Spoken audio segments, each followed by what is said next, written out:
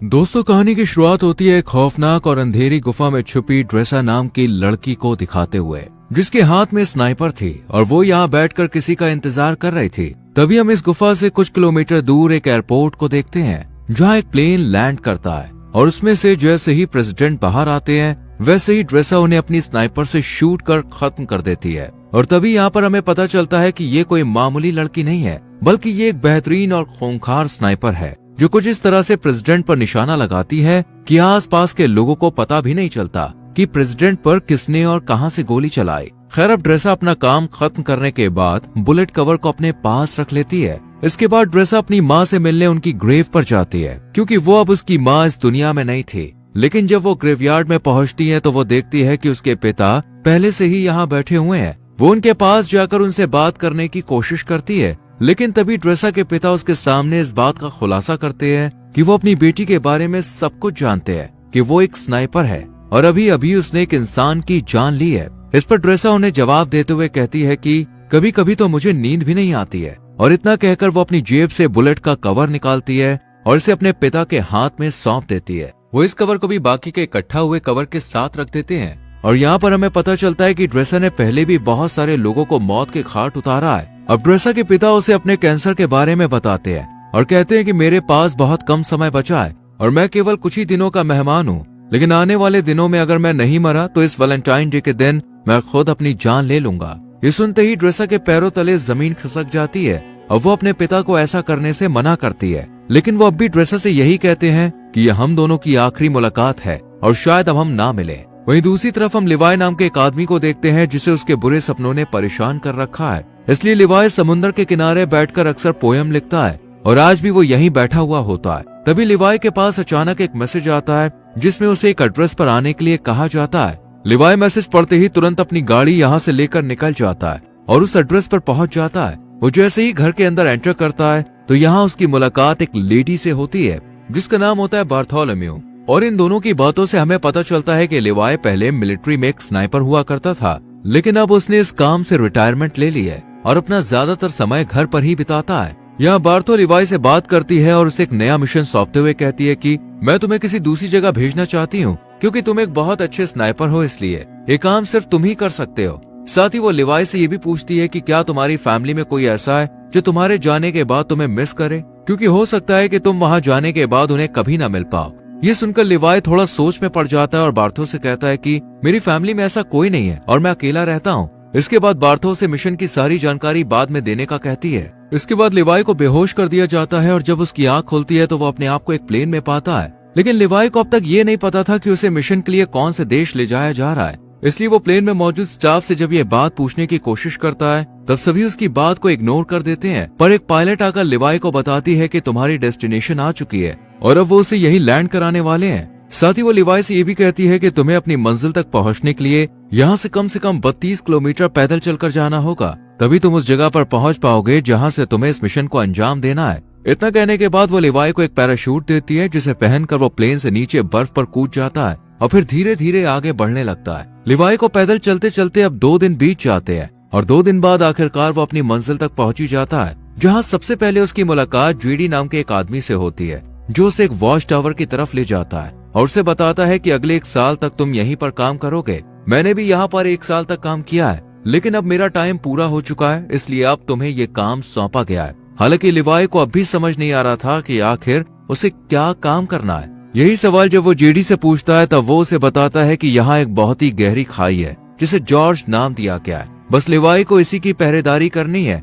और कुछ भी नहीं करना है। इसके बाद वो लिवाई को यहाँ के रूल्स बताते हुए कहता है कि वो महीने में सिर्फ 1 बार ही इन लोगों से कांटेक्ट कर सकता है और उसके टावर का नाम वेस्ट टावर है, जबकि दूसरी तरफ एक ईस्टर्न टावर भी मौजूद है। लेकिन वहाँ के लोगों से लिवाई को किसी भी तरह की कोई बातचीत नहीं करनी है, क्योंकि उसका काम सिर्फ अपने मिशन पर ध्यान देना है और ईस्टर्न टावर वाले भी केवल अपने मिशन पर ही फोकस रखते हैं। साथ ही वो लिवाई को ये भी बताता है कि वो 1 साल तक किसी से भी कांटेक्ट नहीं कर सकता है और यहाँ एक ऑटोमेटिक गन भी है जिसे हर रोज लिवाई को रीलोड करना होगा अगर उनमें गोलियां नहीं है तो। इसके अलावा नीचे बहुत सारी माइंस भी हैं, अगर उनमें किसी तरह का कोई विस्फोट होता है तो लिवाई को उन्हें भी देखना होगा। हालांकि लिवाई को अब तक समझ नहीं आ रहा था कि आखिर उसका मिशन है क्या, इसलिए वो जेडी से पूछता है कि क्या मेरा काम यहाँ पर आने वाले लोगों को जॉर्ज के करीब जाने से रोकना है। इस पर जेडी कहता है नहीं, जो चीज जॉर्ज के अंदर है उसे ऊपर आने से रोकना है। फिर वो एक छोटा सा बम उठाता है और उसे खाई यानी जॉर्ज के अंदर फेंक देता है। जैसे ही धमाका होता है, अचानक खाई से एक बहुत ही डरावनी और अजीब सी आवाज सुनाई देती है जो किसी मॉन्स्टर की तरह लग रही थी। और यहाँ पर हमें इस खाई की असलियत का पता चलता है कि इसके अंदर कोई छोटी मोटी या मामूली चीज नहीं है, बल्कि कुछ बेहद ही खौफनाक छुपा हुआ है। इसके बाद जेडी लिवाई से कहता है कि जो चीजें जॉर्ज के अंदर छुपी हुई हैं, उन्हें हैलोइन कहा जाता है और तुम्हें उन्हें ऊपर आने से किसी भी हाल में रोकना होगा। ऐसा कहा जाता है कि साल 1940 में सेना की 3 बटालियन इन्हीं हैलोइन को रोकने के लिए नीचे गई थी, लेकिन वो भी कभी वापस नहीं आई। साथ ही वो लिवाई को एक स्ट्रे डॉग अलार्म के बारे में बताता है। जिस दिन वो अलार्म बजना शुरू हो जाए, उस दिन तुम बिना कुछ सोचे समझे बस यहाँ से अपनी जान बचाकर भाग जाना। हालांकि मुझे भी नहीं पता कि ऐसा क्यों बोला गया है, लेकिन मुझे जो पता है बस वो मैं तुम्हें बता रहा हूँ। इतने में इन दोनों की नजर सामने वाले टावर पर पड़ती है, जहाँ अब किसी नए अफसर को अपॉइंट किया गया था, क्योंकि पुराने अफसर को 1 साल पूरा हो चुका था। अब जेडी लिवाई को खाने पीने के बारे में बताते हुए कहता है कि उसका 1 साल के खाने का इंतजाम यहाँ कर दिया गया है, बाकी अगर वो चाहे तो शिकार भी कर सकता है। वहीं जेडी लिवाई के सामने इस बात का भी खुलासा करता है कि ये जगह 75 सालों से सीक्रेट रही है और किसी को भी इसके बारे में कुछ नहीं पता है, और हमें भी आने वाले टाइम में इस जगह को सीक्रेट ही रखना है। इतना कहने के बाद जेडी यहाँ से निकलकर बाहर आ जाता है और सिग्नल देने के लिए जैसे ही स्मोक करता है, तब एक हेलीकॉप्टर उसे लेने के लिए आ जाता है और जेडी इसमें चढ़ जाता है। लेकिन हेलीकॉप्टर में मौजूद अफसर पहले उससे उसकी आइडेंटिटी पूछता है और फिर उसे शूट कर मार देता है, जिससे हमें पता चलता है कि ये जगह इतनी सीक्रेट है कि यहाँ से किसी को भी बाहर जाने नहीं दिया जाता है। इधर हम लिवाई को देखते हैं जो बिल्कुल वैसा ही करता है जैसा उसे बताया गया था। वो ऑटोमेटिक गन के अंदर गोलियां डालता है और आसपास का जायजा लेने लग जाता है। जब पूरा 1 महीना गुजर जाता है, तब वो यहाँ से किसी को कांटेक्ट करने की कोशिश करता है और उन्हें बताता है कि मेरा किसी भी दुश्मन से कोई आमना सामना नहीं हुआ है। इतना कहकर वो कॉल कट कर देता है, क्योंकि उसे बस इतनी ही बातें करने की इजाजत दी गई थी और ये मैसेज उसे हर महीने में केवल 1 बार ही भेजना है। इसके बाद वो अलमारी में रखी किताबें पढ़ने लगता है कि तभी उसकी नजर दीवार पर लिखे हुए कुछ मैसेज पर पड़ती है, जो यहाँ रहने वाले इंसानों ने अपने अपने एक्सपीरियंस के हिसाब से लिखे थे। इन्हें पढ़ने के बाद लिवाई बाहर आ जाता है और एक टेलीस्कोप की मदद से दूसरे टावर को देखने की कोशिश करता है, जहाँ उसे एक लड़की बैठी हुई दिखाई देती है, जो कि कोई और नहीं बल्कि ड्रेसा ही थी। ड्रेसा की खूबसूरती देखकर लिवाई उसे देखता ही रह जाता है, लेकिन बात करने की कोशिश नहीं करता, क्योंकि उसे दूसरे वॉच टावर से कांटेक्ट करने के लिए मना किया गया था।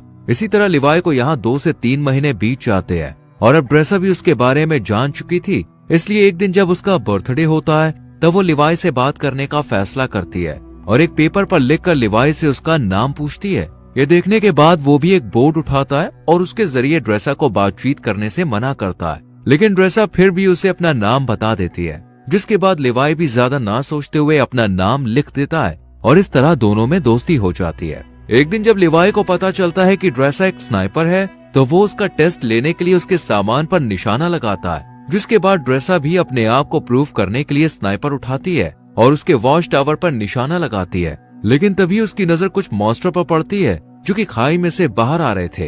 वो जल्दी से लिवाई को इशारा करके ये बात बताने की कोशिश करती है, जिसके बाद वो उन मॉन्स्टर पर ताबड़तोड़ फायरिंग शुरू कर देता है, लेकिन उनकी तादाद बहुत ज्यादा थी, इसलिए ड्रेसा भी लिवाई की मदद करती है और अपने वॉच टावर से ही उन मॉन्स्टर का खात्मा कर देती है। पर इसी दौरान एक मॉन्स्टर उसके पास पहुंच जाता है, जो देखने में आधा इंसान और आधा जानवर जैसा था। ड्रेसा जब उसे देखती है तो वो अपनी जान बचाने के लिए उस पर गोली चलाने की कोशिश करती है, लेकिन कोई फायदा नहीं होता और वो मॉन्स्टर लगातार ड्रेसा की तरफ बढ़ता रहता है। लेकिन सही वक्त पर लिवाई उसे शूट कर उसकी जान ले लेता है और ड्रेसा को बचा लेता है। इसके बाद अगले दिन लिवाई माइंस के अंदर जाता है, जहाँ अचानक खाई में से एक छोटा सा ड्रोन निकलता है और उड़कर यहाँ से चला जाता है। लेकिन उसके जाने से पहले लिवाई और ड्रेसा दोनों इसे देख लेते हैं, लेकिन इन्हें पता नहीं होता कि आखिर ये है क्या। इस तरह इन दोनों को यहाँ कुछ महीने और बीत जाते हैं और अब दिसंबर का महीना शुरू हो चुका था, जहाँ एक दिन अब लिवाई ड्रेसा से मिलने का फैसला करता है और वो अपने आरपीजी में जहाँ मिसाइल डाली जाती है, उस जगह पर एक रस्सी को बांध देता है। उसे ऐसा करते हुए ड्रेसा भी देख लेती है, लेकिन उसे भी समझ नहीं आता कि आखिर लिवाई करना क्या चाहता है। इतने में लिवाई इस मिसाइल को दूसरी तरफ छोड़ देता है, जो कि एक रस्सी के सहारे बंधी हुई थी, और ये रस्सी ड्रेसा के पास पहुंच जाती है, जिसके बाद वो इसे एक पेड़ से बांध देती है और फिर लिवाई इसके सहारे यहाँ से दूसरे वॉच टावर तक पहुंच जाता है। इधर ड्रेसा जब उसे देखती है तो उसे बहुत ज्यादा खुशी होती है, पर वो लिवाई को गले लगाने से पहले उसे नहाने के लिए कहती है और खुद सीसीटीवी कैमरे की मदद से लिवाई को नहाता हुआ देखती है। इसके बाद ये दोनों एक दूसरे से बहुत सारी बातें करते हैं और इस दौरान ड्रेसा लिवाई से पूछती है कि तुमने सबसे लंबा शॉट कब मारा था। इस पर लिवाई बताता है कि मैंने 3240 मीटर दूर से एक आदमी को मार गिराया था और पहले मैं मरीन में काम किया करता था। इसके बाद वो ड्रेसा से पूछता है कि आखिर इस जगह में ऐसा क्या है जो इसे इतना सीक्रेट रखा गया है। तब ड्रेसा उसे ज्यादा ना सोचने और अपने काम से काम रखने के लिए कहती है।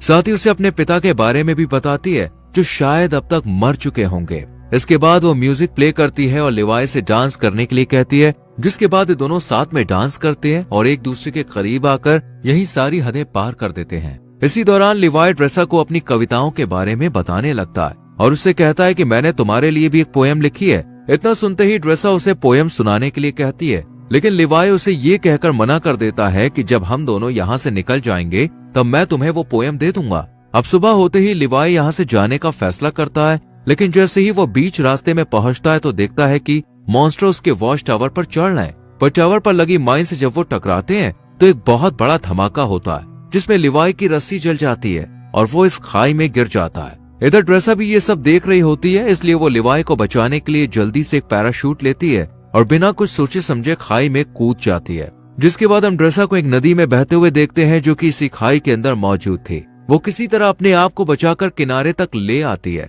वहीं हम लिवाई को एक पेड़ से लटका हुआ देखते हैं जहां अचानक एक बड़ा सा केकड़ा आकर उस पर हमला कर देता है, जिस वजह से लिवाई पेड़ से नीचे गिर जाता है और यहाँ उसे पेड़ की जड़ें पूरी तरह से जकड़ लेती है। इससे पहले कि वो लिवाई को नुकसान पहुंचा पाती, यहाँ ड्रेसा आकर उसे बचा लेती है और ये दोनों इस जगह को देखने लगते हैं कि तभी यहाँ कुछ हॉलोमैन घोड़े पर सवार होकर आते हैं और इन पर हमला कर देते हैं। लेकिन लिवाई और ड्रेसा इनसे डरने के बजाय इनका डट कर मुकाबला करते हैं और 2 हॉलोमैन को मार गिराते हैं, लेकिन एक वहां से भाग जाता है। इधर लिवाई ने जिस हॉलोमैन को मारा था वो अब उसे चेक करने के लिए उसके पास आता है तो देखता है कि इसने वर्दी पहनी हुई है।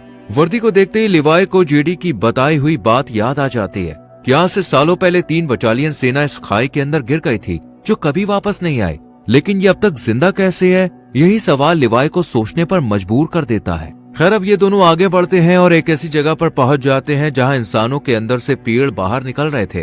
इन्हें देखकर ऐसा लगता है जैसे यहाँ किसी वायरस ने अपना आतंक फैलाया हो। अभी लिवाई और ड्रेसा इस खौफनाक मंजर को देख ही रहे थे कि इतने में ही कुछ हॉलोमैन इनकी तरफ आने लगते हैं, जिनसे बचने के लिए ये दोनों एक चर्च में पहुंच जाते हैं। लेकिन चर्च का नजारा बेहद ही डरावना था क्योंकि यहाँ कई लोगों की डेड बॉडी पड़ी हुई थी जिन्होंने वायरस के कहर से बचने के लिए खुद ही अपनी जान ले ली थी। तभी ड्रेसा के ऊपर एक मकड़ी अटैक कर देती है जो कि देखने में काफी बड़ी थी, मानो उसके ऊपर भी जैसे वायरस का असर हो गया था। और वो जैसे ही इन पर हमला करती है ये दोनों मिलकर इसे शूट कर यहीं खत्म कर देते हैं। लेकिन तभी दरवाजा तोड़कर कुछ हॉलोमैन यहाँ आ जाते हैं, जिन्हें देखते ही लिवाई और ड्रेसा जल्दी से चर्च में भाग निकलते हैं और पहाड़ों के बीच बनी एक सुरंग में पहुंच जाते हैं। और दरवाजे को आगे बंद करके जब इस सुरंग को अंदर से देखते हैं तो इन्हें एक तरह की लैब दिखाई देती है जहाँ पहले कभी एक्सपेरिमेंट किए गए थे। यहाँ इन्हें एक बैकअप जनरेटर भी मिलता है जिसे ये लोग स्टार्ट कर देते हैं और फिर लिवाई को यहाँ एक डीवीडी प्लेयर भी मिलता है। डीवीडी के इस कैसेट को जब ये दोनों प्ले करते हैं तो स्क्रीन पर एक लेडी दिखाई देती है जो इस जगह को लेकर अपने सीक्रेट मिशन के बारे में बताती है। साथ ही वो आगे ये भी कहती है कि हम यहाँ एक केमिकल मिसाइल बना रहे थे जिसमें बहुत सारे लोग मिलकर काम कर रहे थे, लेकिन एक दिन जब इस जगह पर भूकंप आया तो भूकंप की वजह से जो मिसाइल हमने तैयार की थी वो लीक होनी शुरू हो गई और इस तरह ये केमिकल आसपास फैल गया, जिसकी वजह से कई लोग इन्फेक्टेड हो गए और मैं भी इन्फेक्टेड हूँ। हालांकि उन्होंने ये बात मिलिट्री को भी बताई थी और कहा था कि इस जगह के ऊपर बमबारी करके इसे डिस्ट्रॉय कर दिया जाए ताकि ये केमिकल बाहर कहीं ना फैल सके, लेकिन मिलिट्री ने इनकी बात पर गौर नहीं किया। इस लेडी की बातें सुनने के बाद अब लिवाई और ड्रेसा को सब कुछ समझ में आ जाता है, इसलिए ये सुरंग को और करीब से जानने की कोशिश करते हैं और तब इन्हें यहाँ एक नए जमाने का कंप्यूटर मिलता है जो कि काफी अजीब बात थी। इसलिए ये इस कंप्यूटर को ऑन करने का फैसला करते हैं और इसमें मौजूद इन्फॉर्मेशन को देखकर एकदम हैरान रह जाते हैं क्योंकि इसमें इन्हें एक डार्क लैब नाम की कंपनी के बारे में पता चलता है जो कि पैरामिलिट्री बनाने का काम करती है। वो यहाँ से इन्फेक्टेड लोगों के सैंपल ले जाती है और उनसे अपने सोल्जर को सुपर सोल्जर बनाने का काम करती है। इसलिए कोई भी देश इस जगह को पूरी तरह से मिटाना नहीं चाहता है। साथ ही लिवाई को ये भी पता चलता है कि ये जो खाई है ये 4.2 किलोमीटर लंबी है। इसके बाद ये दोनों जैसे ही यहाँ से बाहर निकलते हैं अचानक एक हॉलो मैन इनके ऊपर हमला कर देता है और ड्रेसा को रस्सी से बांधकर खींचते हुए अपने साथ ले जाता है। हालांकि वो रस्सी को काटने की कोशिश करती है लेकिन कोई फायदा नहीं होता। इधर लिवाई भी उसे ढूंढने के लिए इधर उधर भटकता रहता है और एक ऐसी जगह पर पहुंचता है जहां एक बहुत बड़ी मिसाइल मौजूद थी। वहीं हम ड्रेसा को एक पेड़ से लटका हुआ देखते हैं और वो हॉलो मैन भी उसके सामने ही खड़ा होता है, जिससे ड्रेसा उसे खोलने के लिए कहती है। लेकिन वो जब उसकी बात नहीं सुनता तो वो खुद ही किसी तरह अपने हाथों को खोलकर उस पर अटैक कर देती है। काफी देर तक इन दोनों में लड़ाई जारी रहती है। इतने में ही यहाँ लिवाई भी आ जाता है और हॉलो मैन को शूट कर ड्रेसा को बचा लेता है। लेकिन जब वो वर्दी पर उसका नाम देखता है तब उसे पता चलता है कि वॉच टावर पर पहरेदारी देने वाला ये पहला इंसान था जो बाद में इन्फेक्टेड हो गया। इसलिए ये दोनों अब यहाँ से निकलने का फैसला करते हैं और यहाँ खड़ी एक कार के अंदर नई बैटरी डालकर उसे एक रस्सी से बांध देते हैं। जैसे ही कार ऊपर की तरफ जाने लगती है, अचानक यहाँ बहुत सारे हॉलो मैन आ जाते हैं और इन पर हमला कर देते हैं। पर ये दोनों अपनी स्नाइपर से इनमें से कई हॉलो मैन को मौत के घाट उतार देते हैं। लेकिन एक वक्त पर आकर जब इनकी गोलियां खत्म हो जाती हैं, तो ये इनमें आग लगा देते हैं और एक पहाड़ी पर पहुंचकर इस कार को भी नीचे धकेल देते हैं और फिर ये किसी तरह ईस्टर्न टावर तक पहुंच जाते हैं। लेकिन इन्हें इस बात का डर होता है कि इनमें से कोई इन्फेक्टेड ना हो गया, इसलिए लिवाई अगले दिन रस्सी की मदद से अपने वॉच टावर पर पहुंच जाता है, जहां बार्थोस से कांटेक्ट कर पूछती है कि क्या तुम जॉर्ज के अंदर गए थे। इस पर लिवाई मना कर देता है। ये सुनकर बार्थोस से कहती है कि हो सकता है कि दूसरे टावर का कोई अफसर जॉर्ज में गया हो, क्योंकि किसी ने हमारे कंप्यूटर को स्टार्ट किया है, इसलिए अब तुम्हें उसे मारना होगा। हालांकि बार्थो ने पहले ही सीसीटीवी फुटेज में देख लिया था कि ये दोनों जॉर्ज में गए थे, लेकिन वो लिवाई के सामने इस बात का इजहार नहीं करती है, बल्कि खुद ही अगले दिन यहाँ आ जाती है। लेकिन इसके हेलीकॉप्टर को लिवाई और ड्रेसा दोनों देख लेते हैं और इन्हें पता चल जाता है कि ये इन्हें मारने के लिए यहाँ पे आई है, इसलिए ये जल्दी से जंगल की तरफ भाग जाते हैं। लिवाई को पता था कि 4.2 किलोमीटर को पार करने के बाद ये खाई आपस में मिल जाती है और फिर वो ड्रेसा से मिल सकता है, इसलिए ये वॉच टावर के एंटीना पर हमला करता है और यहाँ अलार्म बजना शुरू हो जाता है, यानी कि यहाँ अगले 2 मिनट में स्ट्रे डॉग मोड ऑन हो जाएगा और ये जगह अपने आप डिस्ट्रॉय हो जाएगी। अब बार्थो भी ये बात अच्छी तरह से जानती थी, इसलिए वो हेलीकॉप्टर लेकर यहाँ से भागने लगती है। इधर ड्रेसा और लिवाई भी भागने लगते हैं, जिसके बाद 2 मिनट पूरे होते ही जॉर्ज के अंदर जो मिसाइल रखी हुई थी वो ब्लास्ट हो जाती है और इस ब्लास्ट की वजह से सभी हॉलो मैन मारे जाते हैं। वहीं बार्थो का हेलीकॉप्टर भी इस धमाके की चपेट में आ जाता है, जिस वजह से वो भी मारी जाती है। इधर लिवाई भी पानी में गिर जाता है, लेकिन ड्रेसा इन सब में बच जाती है और एक जगह बैठकर उसका इंतजार करने लगती है। काफी दिन बीत जाते हैं लेकिन लिवाई का कोई अता पता नहीं चलता, इसलिए वो उसकी लिखी हुई पोयम खोलकर पढ़ती है और फिर अपनी नई जिंदगी की शुरुआत करती है और एक रेस्टोरेंट में काम करने लगती है। लेकिन तभी अचानक एक दिन वहाँ लिवाई आ जाता है, जिसे देखकर ड्रेसा बहुत खुश होती है और फिर ये दोनों एक दूसरे को किस करते हैं और इसी के साथ ये कहानी यहीं खत्म हो जाती है।